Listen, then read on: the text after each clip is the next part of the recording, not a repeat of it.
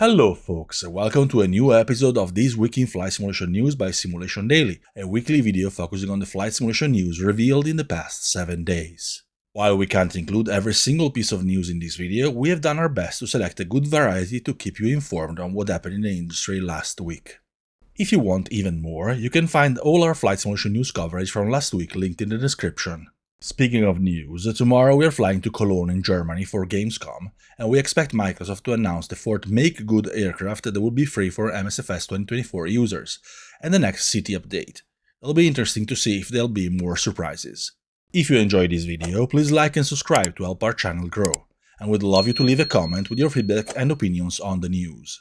We stay with Microsoft, we'd launch a survey to ask users what they enjoy and what they don't of the official Microsoft Flight Simulator 2024 marketplace. You'll find the URL for the survey in the description, and there are a lot of options to provide your feedback and expectations for the marketplace.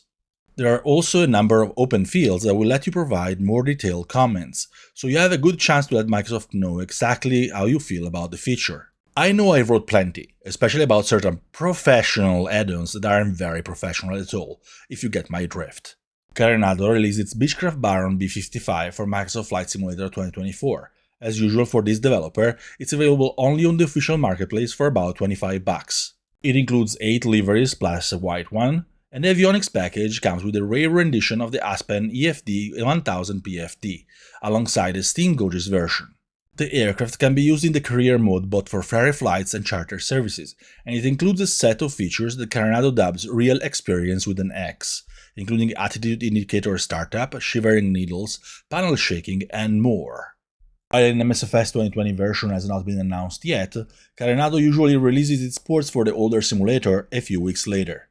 Eagle's Flight released the new screenshots of the Korean-made jet trainer Kai T-50B Golden Eagle for Microsoft Flight Simulator. This time around, we get to see the addition of PBR textures, weathering, and a new fuselage model.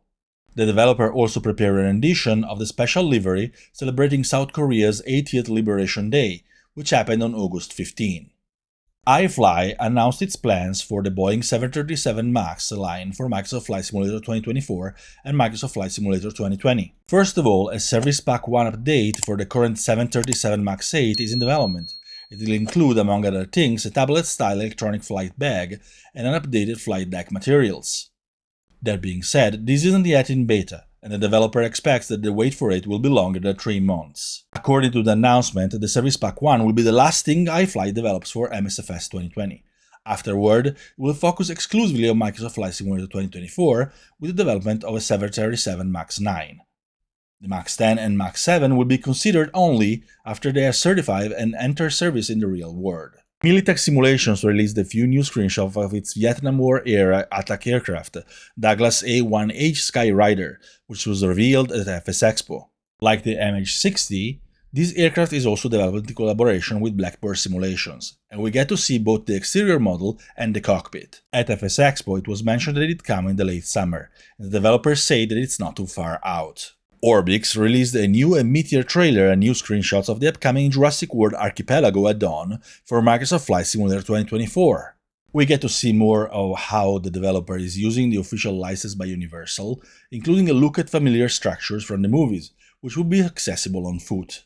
Of course, this is Jurassic World, so we also get to take a look at a few more dinosaurs in the wild.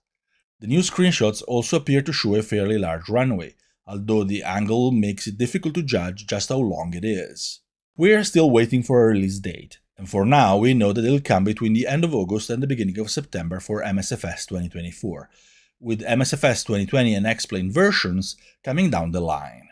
AG Sim released El Hierro Airport in the Spanish Canary Islands.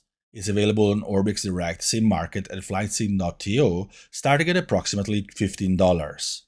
Its layout is updated to 2025 and it includes model terminal interiors, 8K PBR textures, precise terraforming and sloped runway, 3D people, and more. It's for both Microsoft Flight Simulator 2020 and MSFS 2024.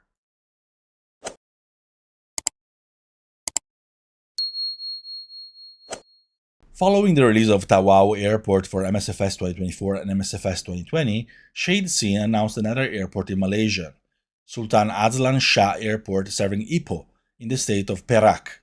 We get to see a few screenshots, and according to the developer, if everything goes well, it already released this week. Nimbus Simulation Studios revealed new screenshots of Chicago O'Hare International Airport in the United States for X-Plane 12.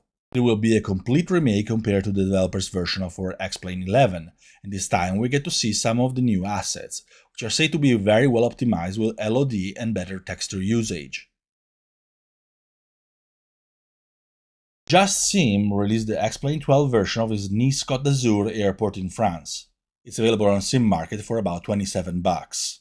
It supports all of X-Plane 12's new features and comes with high-resolution orthophotos around the airport and the city. It also includes custom apron lights, animated ground vehicles, high-resolution textures with baked shading and occlusion, and more. Eagle Dynamics released another relevant update for DCS World, number 2.9.19.13478. It includes changes to the mission state save, upgrades to AI and various weapons, and plenty of changes to several aircraft and campaigns. On top of that, it also comes with a big update for the Afghanistan map. We also hear about the much-anticipated dynamic campaign. In 2025, work has continued on ground forces management, which turned out to be a bigger task than previously anticipated. However, this is close to completion, and what was initially planned as a simple system turned into a much more powerful one, allowing for the movement and reorganization of forces. Eagle Dynamics believes that a dynamic, detailed, and realistic simulation of ground operations is essential for the campaign. A system to distribute targets between ground units during both attack and defense phases is being finalized, while testing on the aviation component continues, including the tuning of the interaction of flights within a larger package. For instance, what happens when the escort component of a package is lost. That being said, the campaign certainly still appears to be a fairly long time off. Speaking of combat flight simulators and campaigns, Gaijin Entertainment showcased the single-player campaign that will be featured in Aces of Thunder. It'll feature a variety of missions and scenarios spanning both World War I and World War II.